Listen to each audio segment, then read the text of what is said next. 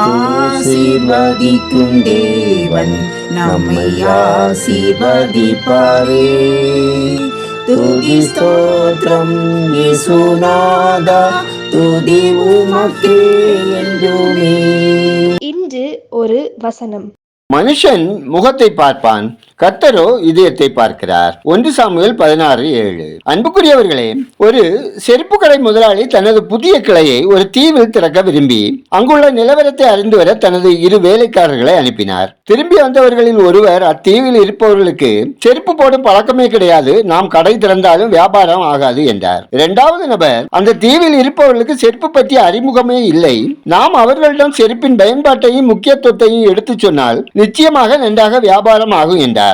சூழ்நிலை ஒன்றுதான், ஆனால் இருவர் பார்வையும் வேறு விதமாக இருந்தது. ஆதியாகமம் 39ஆம் அதிகாரத்தில் போத்திபார் யோசேப்போடு கர்த்தர் இருக்கிறதை காண்கிறார். அவர் மனைவியோ யோசேப்பின் புற அழகை காண்கிறார். இன்று நம்முடைய பார்வை எப்படிப்பட்டதாய் இருக்கிறது? ஒருவரை அவரது தோற்றத்தை வைத்து மதிப்பிடுகிறோமா? சிந்திப்போம். அதே நேரத்தில் நம்மை பார்க்கிறவர்களுக்கு நம்முடைய புற அழகை, நம்முடைய படிப்பை, தகுதியை, அந்தஸ்தை முக்கியப்படுத்துகிறோமா? அல்லது இயேசுவை பிரதிபலிக்கிறோமா? நம்முடைய முயற்சி வீணென்று அவிசுவாசமாய் பேசுகிறோமா? அல்லது விசுவாச பார்வையோடு சூழ்நிலையை எதிர்கொள்ளுகிறோமா? சூழ்நிலை எப்படிப்பட்டதாக இருந்தாலும் நம்மை பலப்படுத்துகிற கிறிஸ்துவினாலே எல்லாவற்றையும் நாம் செய்வோம். நமக்கு ஜெயம் கொடுக்கிற தேவன் நம்மோடு உண்டு. சோர்ந்து போகாமல் உங்களுக்கு நியமிக்கப்பட்ட பணியை தொடருங்கள். கர்த்தர் உங்களோடு இருப்பார். நாம் ஜெபிப்போம். சர்வ வல்லமை நிறைந்த பரலோக தந்தையே, ஆசீர்வதிக்கப்பட்டதான இந்த நாளுக்காய், இந்த நாளின் வசனத்துக்காய் நன்றி சொல்லுகிறோம். அப்பா, இந்த நாளின் காலை வேளை முதல் இரவு நேரம் முழுமையும் எங்களை பாதுகாத்து வழிநடத்த ஜெபிக்கிறோம். ஆண்டவரே, எங்கள் திருக்குள்ள இதயம் பரிசுத்தமாக்கப்படவும், நீங்க தங்கும் ஆலயமாக விளங்கவும், சகல தீமைக்கும் விலக்கி காத்துக்கொள்ள உங்க கிருபை தாங்க.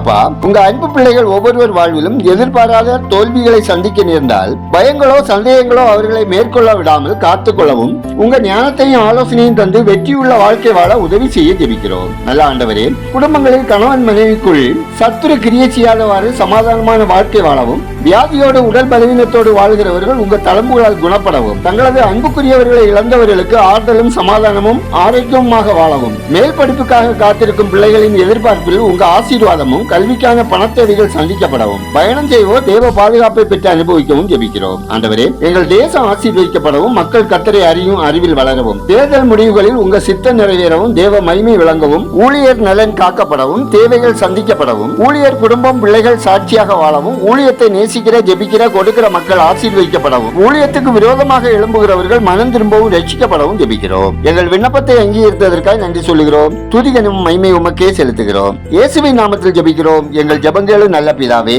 ஆமென்.